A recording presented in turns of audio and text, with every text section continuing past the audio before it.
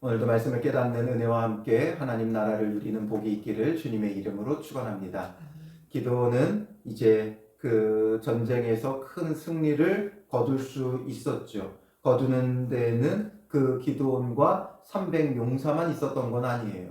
기드온과 300용사를 통해 본진을 쳤지만 그 다음에 흩어져 도망가는 수많은 사람들을 기드온이 먼저 돌려보냈던 자들과 또 에브라임 지파의 요청을 구해서 그 도망가는 자들의 퇴로도 차단하고 전쟁의 승리를 거두었어요. 그리고 이제 마지막으로 그들의 이제 두 왕을 처결해야 되는 문제가 있었어요. 두 왕이 여전히 도망가고 있었기 때문에 이 미디안의 두 왕이 있었어요. 미디안의 이 두 왕은 5절에 보면 미디안 왕들인 세바와 살문나 이 두 왕을 처결해야 됐어요. 근데 이들은 미디안의 왕이 둘이 있었던 것이 아니라 이들 자체가 연합군이었기 때문에 한 명은 미디안의 왕이었을 것이고 다른 한 왕은 그 연합한 다른 두 나라 중에 한 왕이었을 것으로 추정을 해요. 이 두 왕을 이제 추격해서 왕들까지 완전히 멸해서 승리를 거두어야 되는 일이 이제 남아 있어요. 그런 상황 가운데 아주 급박한 가운데 이 300명의 용사를 데리고 이제 두 왕을 추격하는 그 과정 중에 난데없이 에브라임 지파의 사람들이 테러를 차단하고 왕은 아니었지만 두 방백을 처단하는 영광을 얻었는데 난데없이 이들이 기드온과 다투는 일이 벌어져요. 1절에 보면 에브라임 사람들이 기드온에게 이르되 내가 미디안과 싸우러 갈 때에 우리를 부르지 아니하였으니 우리를 이같이 대접함은 어찌 됨이냐 하고 그와 크게 다투는지라. 그와 크게 다퉜다는 거예요. 이런 중요한 전쟁에 왜 우리를 부르지 않았냐면서 이들이 난데없이 시비를 걸죠. 그들이 크게 다투었어요. 크게 다투는 데는 무슨 이유가 있겠어요? 다툰다는 건 이겨먹으려고 하는 거죠. 그래서 이겨먹으려고 하는 건 뭐예요? 내가 이기고 내가 더 높다는 거죠. 기드온과 그 300용사가 이 전쟁의 사실상 주역이었어요. 그리고 이들은 주역보다는 조연의 역할을 했던 거죠. 그래서 주 본진은 기드온과 300용사가 쳤고 그 다음에 도망가는 자들의 퇴로를 차단한 건 에브라임이었어요. 그러니까 이들은 이것에 대해서 시샘하는 거죠. 사실상 본진을 치러 기드온과 300용사가 갈 때 이들은 알았겠어요? 몰랐겠어요? 까마득히 모르고 있다가 갑자기 이런 일이 벌어진 게 아닐 거예요. 그러니까 기드온이 요청했을 때 이들은 신속하게 가서 도망가는 자들의 퇴로를 차단하고 두 방백 오렙과 스앱을 잡아서 멸할 수 있죠. 아무 생각 없이 있었다가 이런 일을 맞닥뜨렸다면 못해요. 그러니까 이들이 지금 어떤 일이 벌어지고 있는지 이들도 알고 있었어요. 그럼 진작에 자기들이 가서 우리가 도울 것이 없느냐, 우리가 함께 하겠다 먼저 요청을 했어야죠. 그런데 그때는 지금 이 전쟁이 어떻게 될지 모르니까 멀찌감치서 보고만 있었던 거죠. 뭐 하나 보자, 어떻게 하나 보자. 그럴 때 므낫세, 아셀, 스불론, 납달리에서 맨 처음에 얼마가 모였었어요? 32,000명이 막 모였잖아요. 32,000명이 모이는데 이들은 아무것도 모르고 있을 수 있겠어요? 알고 있었겠죠. 야, 뭔가 이제 하나님께서 우리를 구원하시고 큰 승리를 주시려나 보다. 그러면서 자기들도 뭔가 모이면서도 적극적으로 참여하지 않는 것은 방관하고 있었던 거예요. 일단은 상황을 보고 전쟁이 될 만하면 우리가 돕고 안 될 만하면 우리는 빠지자, 아마 이런 상황이었겠죠. 그런데 300명을 가지고 쳐서 도망가는 자들 퇴로 막으라고 하니까 이거는 이제 도망가는 자들을 막는 거니까 얼마든지 할 수 있었던 거죠. 그래 놓고선 이제 와서 왜 우리를 이렇게 대우하느냐, 그와 크게 다투는 이유는 뭐예요? 가장 큰 공로가 기드온에게 있으니까 자기들이 갖지 못하는 것에 대한 불평과 원망이지요. 이 지금 에브라임 지파는 누구에게 속해 있어요? 요셉의 아들이었죠. 요셉의 두 아들이 지파가 되었는데 그게 하나는 에브라임 지파고 하나는 므낫세 지파예요. 태어난 순서로는 므낫세가 장자인데 하나님께서 에브라임에게 장자의 축복을 주었죠. 그러다 보니까 이 에브라임과 므낫세는 늘 약간 경쟁 구도에 있었어요. 그리고 이 에브라임에서 나온 아주 중요한 이스라엘의 지도자가 있죠. 그가 누구예요? 그게 여호수아였어요. 그러니까 에브라임 지파의 여호수아 때문에 이들은 뭔가 자기들이 가장 중요한 일을 해야 된다, 이런 생각이 있는 거죠. 그리고 기드온은 므낫세 지파의 사람이에요. 그러니까 뭔가 이런 시샘이 일어났고 자기들이 장자의 역할을 해야 되는데 그렇지 못하니까 이 시샘이 일어났고 이겨먹으려고 하는 그 마음이 발동한 거죠. 오늘 우리에게 이것이 정말 경계해야 될 문제예요. 사람들은 교회 안에서조차도 싸워요. 싸우는 이유는 뭐예요? 내가 더 높다는 거지요. 내가 더 큰 영광을 얻어야 되고, 내가 더 큰 것을 얻어야 되고, 내가 더 높임을 받아야 되고. 싸우는 이유는 내가 이기겠다는 거잖아요. 이기겠다는 건 내가 높아지겠다는 거예요. 그러므로 싸우는 건 결국에는 가장 교만한 거예요. 가장 교만한 거예요. 그것이 교회 안에서뿐만 아니라 어디서든지 내부에서 싸우는 자들이 꼭 있죠. 교회 안에서든 가정 안에서든 공동체 안에서든 일터에서든 우리가 흔히 쌈딱이라고 부르죠. 그렇게 자꾸만 싸우는 사람들이 있어요. 그 싸우는 이유는 뭐예요? 내가 이기겠다는 것이고 내가 더 높아지고 내가 더 영광을 받아야 된다라는 거예요. 이렇게 급박할 때 기드온이 지금 어떻게 대처해요? 급박하니까 나중에 이야기하자 이렇게 하지 않고 이런 문제들을 잘 해결하고 넘어가요. 그들을 높여주죠. 그냥 인정해줘요. 지금 사실상 가장 큰 공로는 기드온에게 있지만 그 모든 공로가 그들의 것이라고 넘겨줘 버리죠. 그러면서 그가 뭐라 그래요? 내가 이제 행한 일이 너희가 한 것에 비교되겠느냐? 내가 한 게 너희가 한 것과 비교되겠느냐? 비교되지 않게 기드온이 큰 일을 했죠. 본진을 고작 300명 가지고 쳤어요. 믿음으로 나아가 그 큰 일을 행했어요. 그런데 오히려 비교되겠느냐 하면서 에브라임의 끝물포도가 아비에셀의 만물포도보다 낫지 아니하냐. 만물이 좋아요? 끝물이 좋아요? 우리가 추수할 때 만물이 좋지 끝물이 좋지 않아요. 끝물은 다 끝나고 허드렛것 걷어들이는 거예요. 좋은 것 만물로 다 걷어들이고 그리고선 이제 어느 적당한 걸 중간에 걷어들이고 그리고 이제 허드렛것 있으나 마나한 것 버리기 아까운 것 그게 끝물이죠. 그런데 이 에브라임의 끝물포도가 그러니까 에브라임의 가장 안 좋은 것이 아비에셀은 이 기드온이 속한 므낫세의 한 족속이지요. 그러니까 굉장히 작은 족속이에요. 그러니 아비에셀의 만물포도 우리의 가장 좋은 것보다 더 낫다라는 거죠. 너희가 한 가장 작은 것이 우리가 한 가장 큰 것보다 더 낫다. 하나님이 미디안 방백 오렙과 스앱을 너희 손에 넘겨주셨으니 내가 한 일이 어찌 능히 너희가 한 것에 비교되겠느냐 하니라. 이 두 방백 오렙과 스앱 아마도 이들은 군 지휘관이었을 거예요. 그 군 지휘관을 죽이는 영광은 에브라임 지파에게 돌아갔어요. 기드온이 요청할 때 참전했던 하나님 편에 섰던 에브라임에게 하나님께서 이 영광을 주셨어요. 그러니까 이것을 높여주면서 이것이 어찌 비교되겠느냐 내가 한 것에 하면서 그들을 인정하고 높여주고 자기를 낮추죠. 그러니까 어떻게 돼요? 기드온이 이 말을 하니까 그때에 그들의 노여움이 풀리니라. 그때 그들의 노여움이 풀리는 거예요. 갈등은 어떻게 해소합니까? 얼마든지 기드온이 반박할 수 있고 얼마든지 기드온이 따져 물을 수 있지만 오히려 그들을 높여주고 자기를 낮춰버려요. 그들의 끝물포도가 내 만물포도보다 낫다 높여주죠. 너희가 지금 오렙과 스앱을 하나님께서 너희의 손에 넘겨주셨는데 그게 어찌 크지 않냐 하면서 그들을 높여줘 버리죠. 그러니까 그들의 노여움이 풀려요. 이것은 하나의 처세술이 아니라 정말 낮아짐이죠. 예수 그리스도께서 보여주신 것도 이런 그리스도인의 본이에요.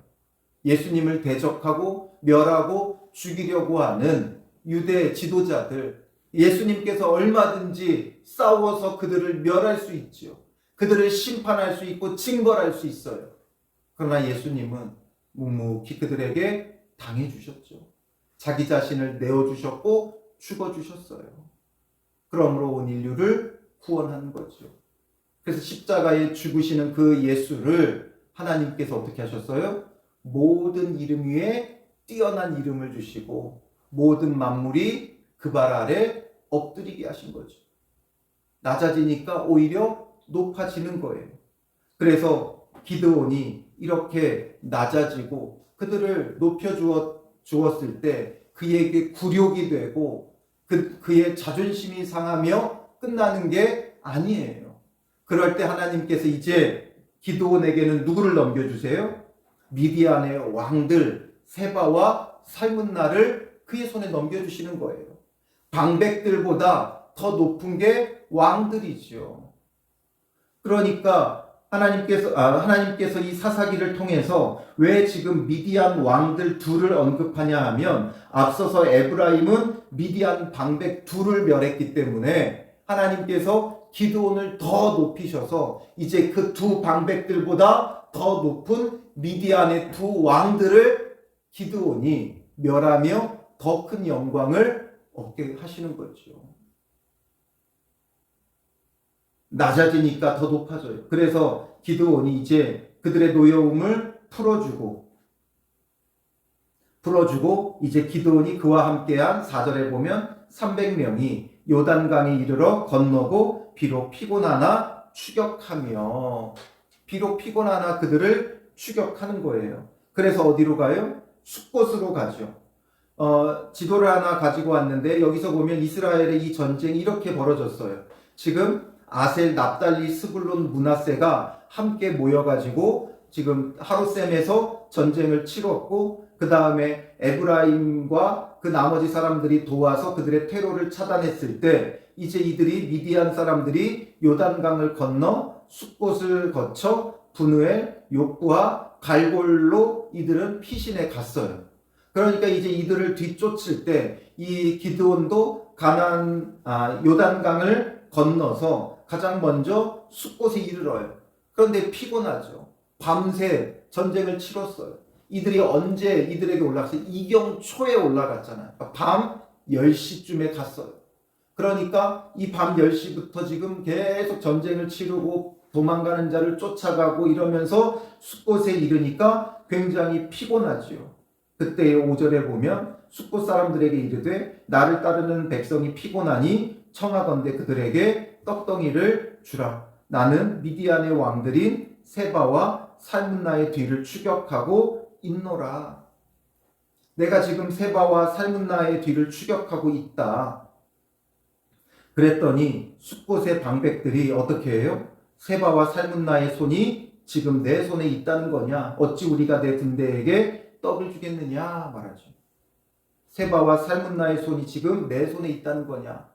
그러니까 이 모든 게 네 마음대로 할 수 있다는 거냐?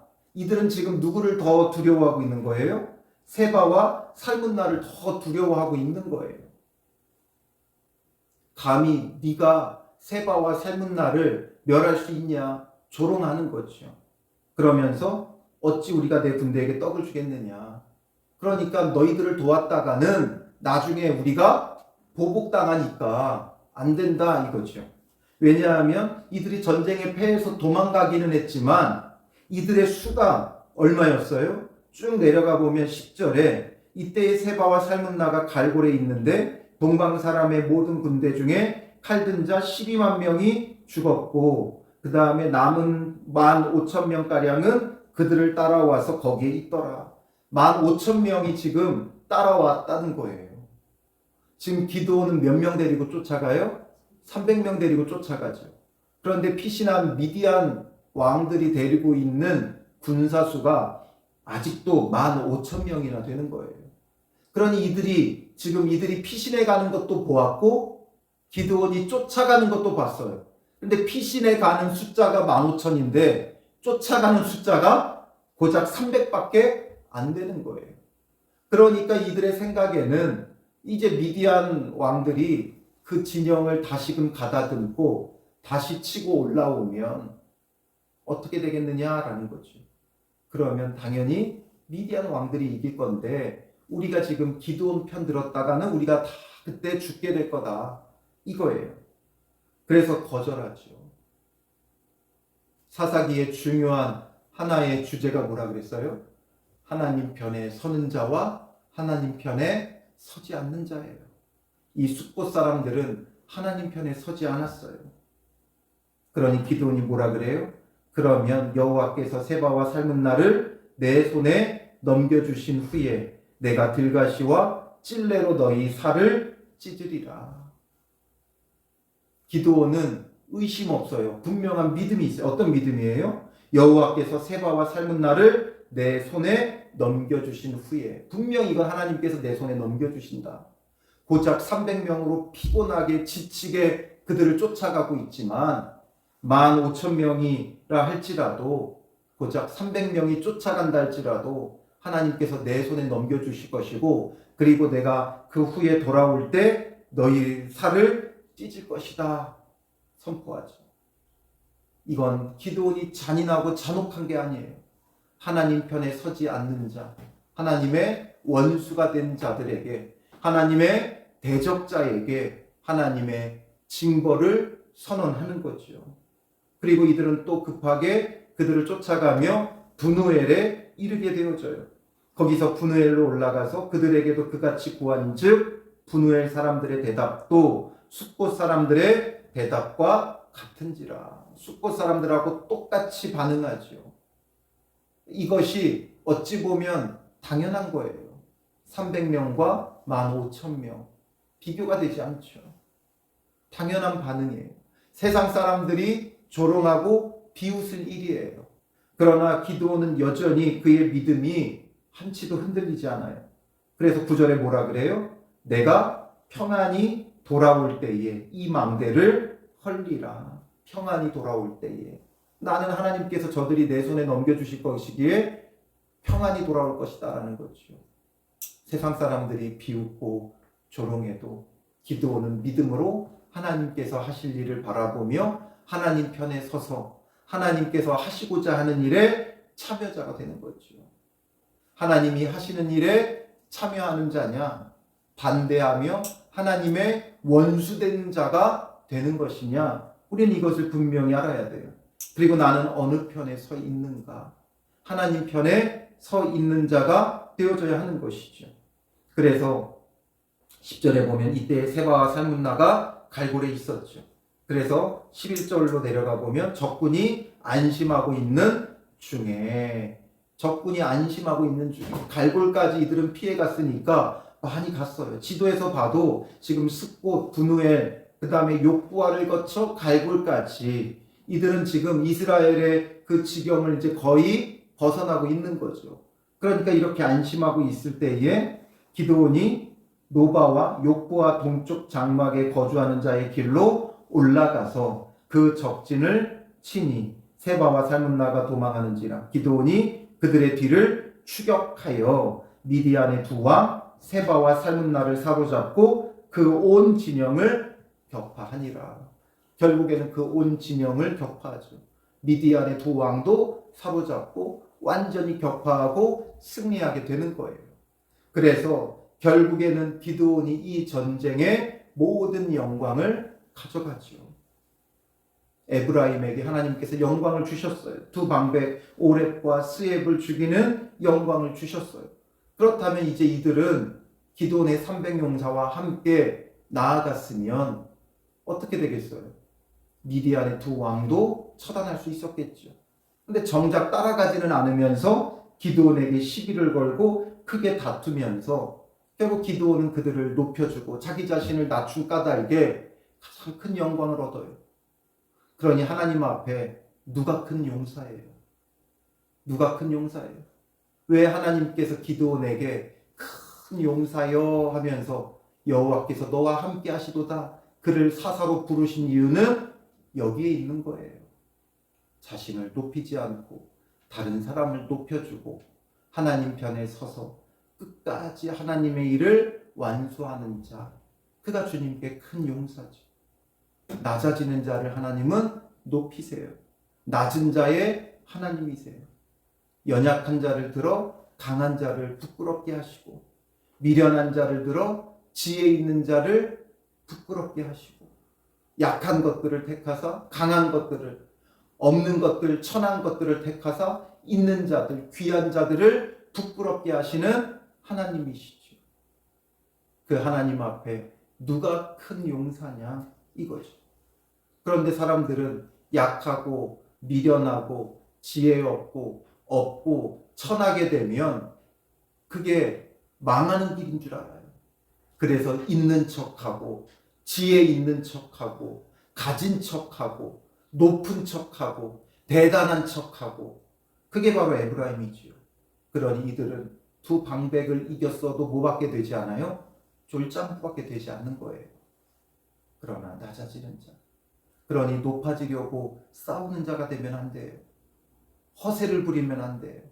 있는 척, 지혜 있는 척, 가진 척, 대단한 척, 이런 걸 내려놓고 주님 앞에서 우리의 연약함을 보며 주님 편에 서 있으면 주께서 나를 큰 용사가 되게 하시는 거예요. 오늘 기드온의 모습은 그런 모습이죠. 오늘 우리는 어떤 자리에 서 있습니까? 자꾸만 있는 척하고 높아지려 하고 다투는 위치에 있지 말고 겸손하게 서로를 높여주세요. 그러면 하나님께서 나를 지극히 높이시고 큰 용사가 되게 하시는 거죠. 오늘 하루 주님 안에서 그리스도 예수의 마음을 가지고 낮아져 섬기는 자가 되세요. 가정 안에서는 가정 안에 가장 어린 막내를 높여주시고, 일터에서는 가장 새로운 자를, 가장 경력이 없는 자를, 후배를 더 높여주시고, 이웃과의 관계 속에 모든 사람을 높여주시고, 그러면 하나님께서 하나님의 때에 나를 가장 높은 자가 되게 하세요. 그렇게 겸손하게 섬기는 자를 사람들은 다 알고 있어요. 모르는 것 같아요. 다 알고 있어요. 겸손하게 섬기는 자, 그래서 사람들이 막 대하는 것처럼 보이지만 결국에는 그 사람을 존중하게 되어 있어요. 그러나 높은 척하고 막말하고 싸우고 다투는 자, 그 사람 앞에서는 깨갱하죠. 하도 떠들고 싸우고 다투니까.